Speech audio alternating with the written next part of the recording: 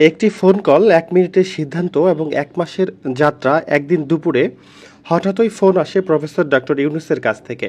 তিনি সরাসরি বললেন, আশিক, দেশের মানুষের জন্য কাজ করার সুযোগ এসেছে। তুমি আসবে তো? একটা মুহূর্তও দেরি করিনি। নন্দিনীকে জিজ্ঞাসা করিনি, কারণ জানতাম আমার সিদ্ধান্তে ও কখনো বাধা হবে না। সে একটা ৫৯ সেকেন্ডের হোয়াটসঅ্যাপ কলে আমি সিঙ্গাপুরের বিলাসবহুল, নিরাপদ, গোছানো জীবন পেছনে ফেলে দিলাম। চলে এলাম বাংলাদেশে। দায়িত্ব নিলাম বাংলাদেশ বিনিয়োগ উন্নয়ন কর্তৃপক্ষের, সংক্ষেপে বিডার, যেখানে কাজ আমার দেশের জন্য, দেশের মানুষের জন্য।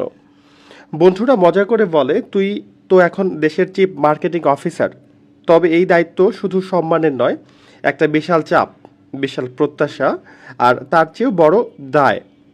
এই ১ মাসে কোনো সপ্তাহে ছুটি কাটায়নি। শুক্র শনিবার মিলিয়ে প্রতিদিন গড়ে ১৬ থেকে ১৮ ঘন্টা কাজ করছি। প্রায় ২৫০ সিইও, উদ্যোক্তা, ব্যবসায়ীদের সঙ্গে কথা বলেছি। চেষ্টা করেছি বুঝতে তাদের কোথায় বাধা লাগে, কেন নতুন বিনিয়োগে অনিশ্চয়তা তৈরি হয়, আর আমরা প্রশাসনিকভাবে কিভাবে এই সমস্যা সমাধানে এগিয়ে আসতে পারি। আমার কাজ হলো নতুন বিনিয়োগ আনা, দেশি বিদেশি উদ্যোক্তাদের আস্থা ফিরিয়ে আনা, এক কথায় বাংলাদেশকে তুলে ধরা বিশ্বের বাণিজ্য মানচিত্রে। আমরা একটা জনগণের সরকার, আমাদের কাছে প্রত্যাশা অনেক বেশি, এবং সেটা হওয়াই স্বাভাবিক। জাতীয় ক্রিকেট দলের সঙ্গে এই জায়গাটা মিলে যায়। সবার চাওয়া আমরা জিতি, সবসময় ভালো পারফর্ম করি, কিন্তু পরের বলটা একটু খারাপ হলেই চারদিক থেকে হু হু করে ওঠে সমালোচনার ঝড়। কে দলে থাকবে, কে বাদ যাবে, ফিল্ডিং কেন এমন হলো, সব কিছু নিয়েই কথা ওঠে। তেমনি আমরাও প্রতিনিয়ত যাচাইয়ের মধ্যে আছি। কাজের ফলাফলে একটু খামতি হলে তার বিশ্লেষণ শুরু হয়, সমালোচনাও আসে। তবুও এটা মেনে নেওয়া শিখেছি, কারণ দেশটা আমাদের। মানুষ বলবেই, আমাদের বলার অধিকার আছে, কারণ আমরাই আমাদের প্রতিনিধিত্ব করছি। দিন শেষে যখন বাড়ি ফিরি, ফোনটাও তখনও বাজতে থাকে। মেইল, টেক্সট, হোয়াটসঅ্যাপে জমে থাকে মেসেজের ভিড়ে চোখ রাখি। তারপর হালকা ক্লান্ত মনে ফেসবুক খুলে দেখি সমালোচনার নতুন ঢেউ।